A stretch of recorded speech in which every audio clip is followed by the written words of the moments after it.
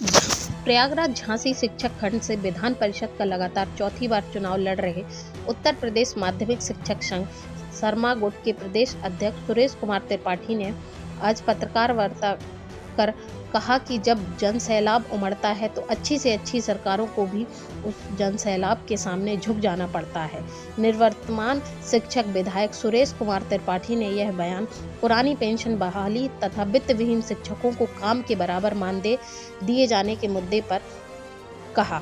उन्होंने कहा कि जिस तरह से कुछ राज्यों में पुरानी पेंशन को बहाल किया गया है, उसी तरह से 2024 में पूरे देश में पुरानी पेंशन को बहाल कराया जाएगा।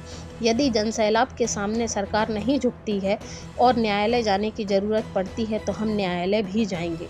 लगातार 3 बार से सदन में शिक्षक विधायक के रूप में प्रतिनिधित्व करने वाले सुरेश कुमार त्रिपाठी ने यह भी कहा कि 18 साल से वह लगातार हर विद्यालय का दौरा कर रहे हैं और अपनी निधि से हर विद्यालय को उन्होंने संसाधनों को बढ़ाने के लिए मदद दी है।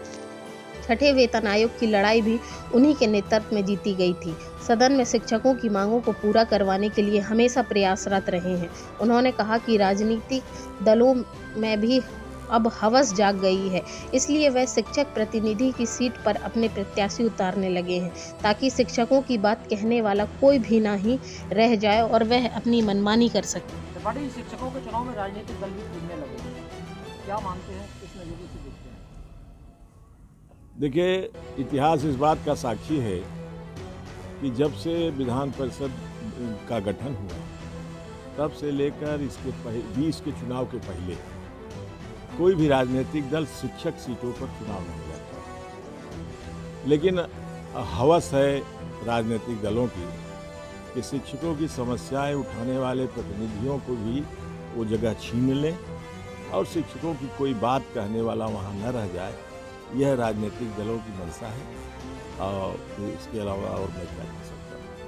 शिक्षकों की जो समस्याएं हैं, वो समस्याएं लगातार चल रही हैं। आप 18 साल में क्या माना जाए? देखिए, 18 साल से सदन में हूँ। उसके पहले हमारे नेता स्वर्गीय ओम प्रकाश शर्मा नेता शिक्षक दल थे विधान परिषद। उनके नेतृत्व में हम लोगों ने बढ़ चढ़ के काम किया।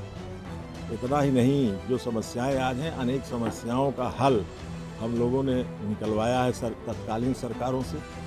चाहे वो 6वां वेतनमान रहा हो, 7वां वेतनमान रहा हो, लागू कराने के लिए उसको संघर्ष किया गया और सरकार को विवश किया गया कि वो हमारे शिक्षकों को वेतनमान जो केंद्रीय वेतनमान है उसके बराबर है। इसके अलावा अनेक समस्याओं का निराकरण हुआ है, लेकिन जो एक सबसे बड़ी समस्या है जिसको मैं गिनाता हूँ, आज वो 1 अप्रैल 5 के बाद नियुक्त शिक्षक जो नवीन पेंशन से आच्छादित किए गए हैं। यह पेंशन दोनों सदनों से पास बिल के आधार पर नहीं हुआ है, कोई कानून नहीं बना। यह केवल राज्यपाल की अनुमति लेकर राजाज्ञा की गई है और बिना सदन में लाए यह लागू कर दिया गया है। किसी की स्वेच्छा भी नहीं पूछी गई कि आप पुरानी चाहते हैं कि नहीं चाहते हैं और ऊपर थोप दिया गया है। यह पेंशन आज की परिस्थिति में आज जो रिटायर हो रहा है शिक्षक नवीन पेंशन का, तो 1000-2000 रुपये से ज़्यादा पेंशन नहीं पा रहा है। यह उसके जीवन के लिए बहुत ही दुष्कर होगा, इसलिए कि पेंशन तो बुढ़ापे का सहारा है, लाठी है। अगर बुढ़ापे में 60 और 62 साल की सेवा के बाद अगर पेंशन नहीं मिली तो वह जल्दी ही शिक्षक और कर्मचारी स्वर्गवासी हो जाता है। और यह अगर आसरा रहता है, कुछ उसको धन मिलता रहता है, तो निश्चय ही वह अपना जीवन एक लंबा जीवन बिता सकेगा। इसलिए पुरानी पेंशन योजना लागू कराना शिक्षक संगठन का, उत्तर प्रदेश माध्यमिक शिक्षक संघ का संकल्प है। उस संकल्प को लेकर आगे बढ़ेंगे।